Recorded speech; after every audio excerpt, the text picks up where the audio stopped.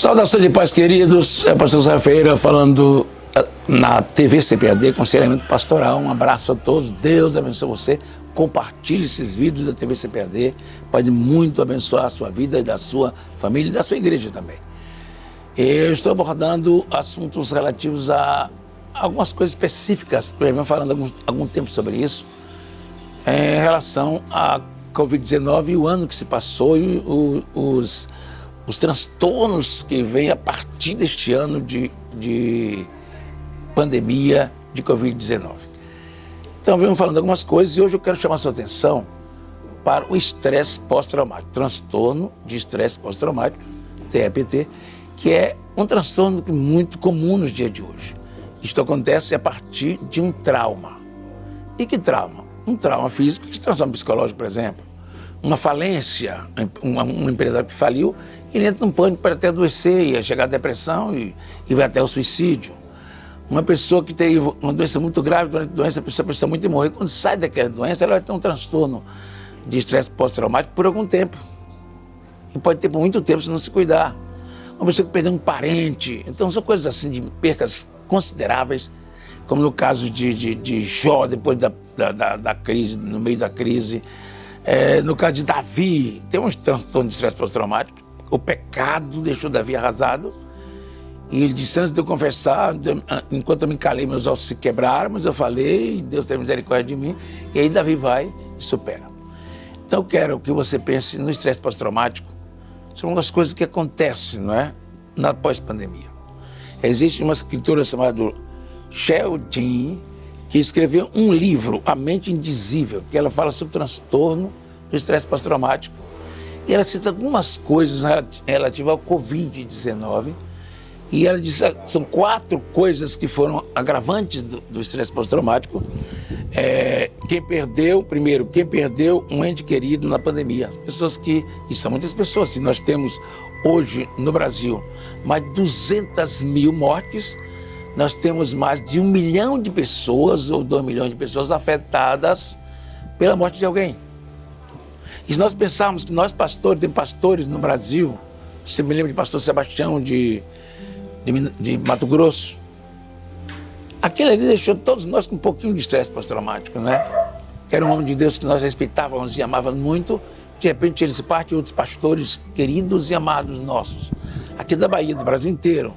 Então não deixou só a família, muita gente, mas as igrejas ficaram em estado de tristeza e de angústia pela passagem de excelente. Durante a pandemia, isso é um fato muito interessante, pensar como lidar com as pessoas que perderam entes queridos.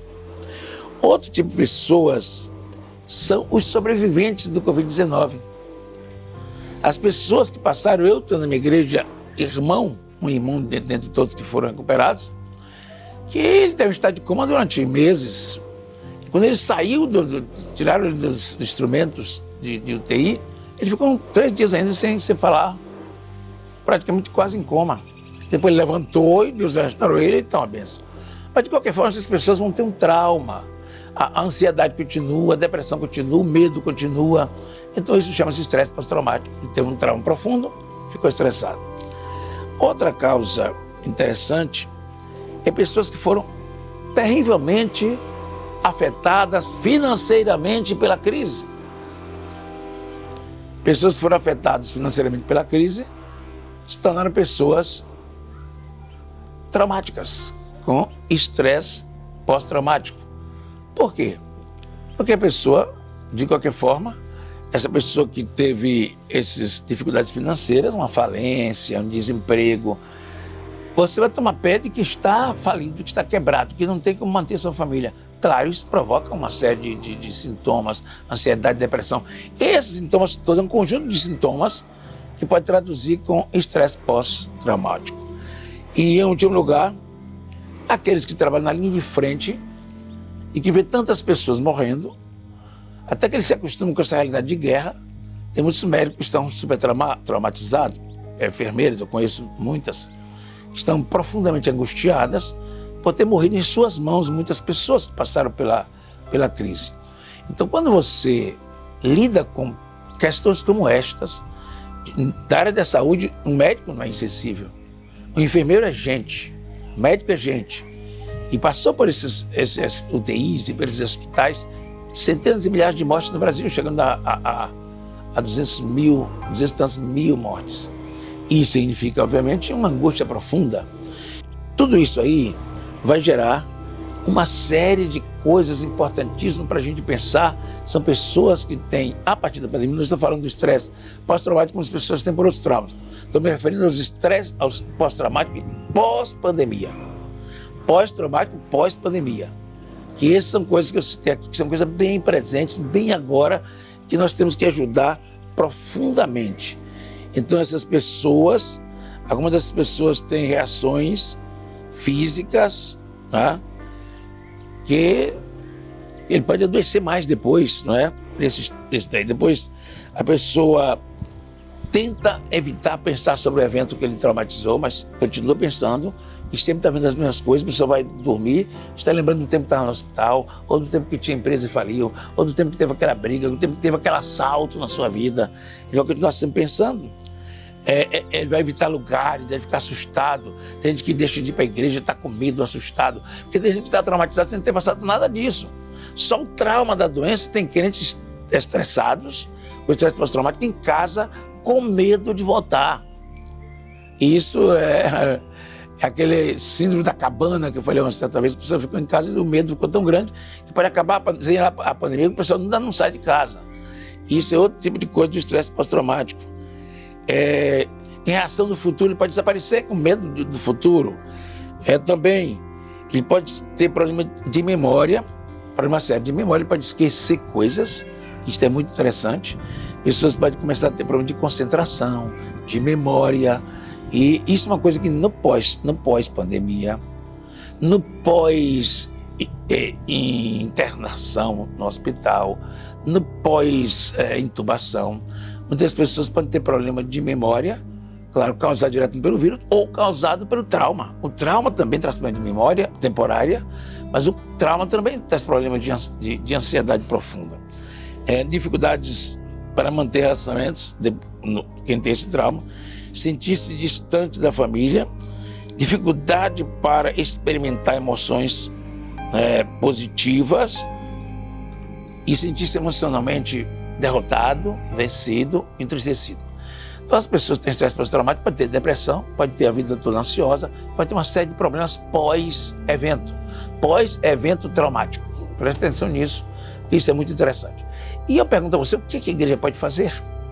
A igreja é um ambiente que a pessoa sai da sua casa doente, depois do hospital, e vai bater na igreja para dar testemunho.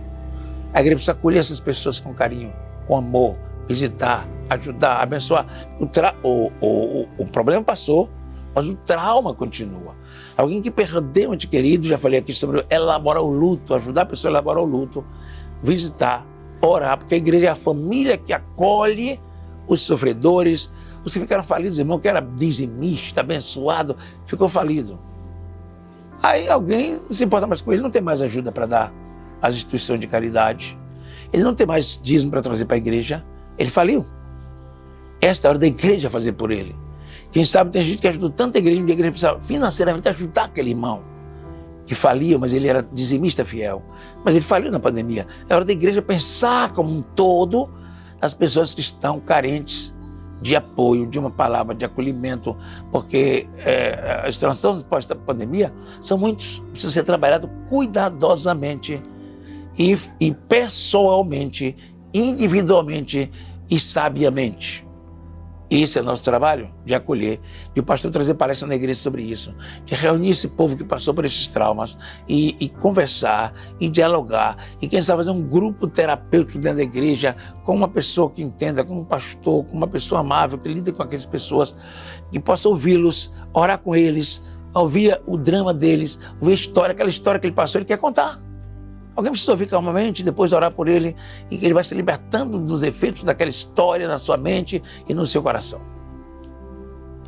Estresse pós-traumático é curável, tem que ter tempo, tem que ter um trabalho cuidadoso, amor e acolhimento, sabedoria, talvez uma terapia mais ampla, mais completa.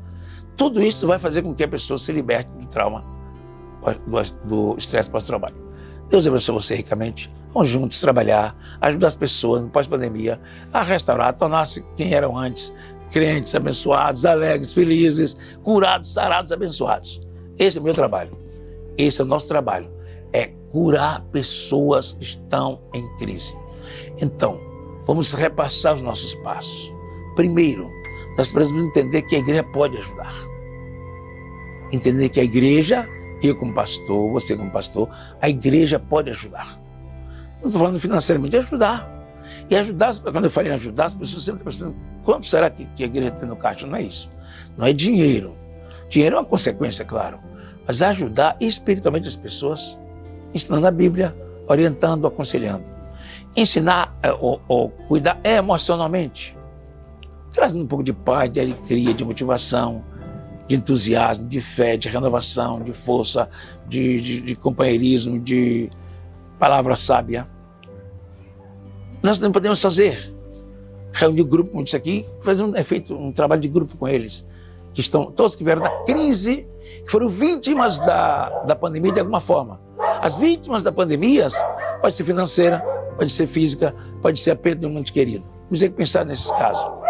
Ou pode ser uma pessoa que trabalhou na linha de frente, nos hospitais. As pessoas estão reunindo todos eles, cada um contar a sua experiência na igreja, e a gente ajudá-los numa reunião lá no auditório da igreja, na sala de aula da igreja, alguém lá que possa conversar com ele, dialogar, ajudar em termos de grupo, orar juntos. São coisas práticas que todos nós podemos fazer com alegria, com fé e com sabedoria. Gente querida, Deus abençoe. Seja uma bênção na sua igreja, na vida de pessoas. Precisamos marcar nossa presença na vida de outras pessoas, ajudando-as a vencer, ajudando a superar esta crise pós-pandemia, em nome do Senhor Jesus. Amém. Deus abençoe você, compartilhe, abençoe as pessoas com estas mensagens da TV CPAD. Abençoe vidas, cuide de pessoas. Um abraço, gente. Deus abençoe.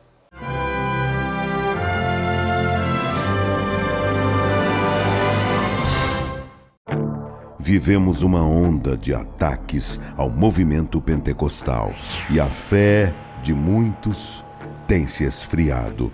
É chegada a hora de clamarmos por um avivamento para nosso tempo. Participe deste movimento. A promessa é para vós e vossos filhos. Uma campanha nacional pela busca do batismo com o Espírito Santo e dos dons espirituais. Nossos objetivos: até o dia 18 de junho, 110 mil crentes batizados com o Espírito Santo e 110 mil crentes batizados nas águas. Programa de leitura de toda a Bíblia até o final da campanha. No dia 18 de junho, uma grande vigília nacional de clamor. Manda, Senhor, um avivamento. E no dia 20 de junho, culto de celebração dos 110 anos das Assembleias de Deus no Brasil. Envolva-se neste mover de Deus. A promessa é para vós e vossos filhos. Uma realização CGADB e CPAD.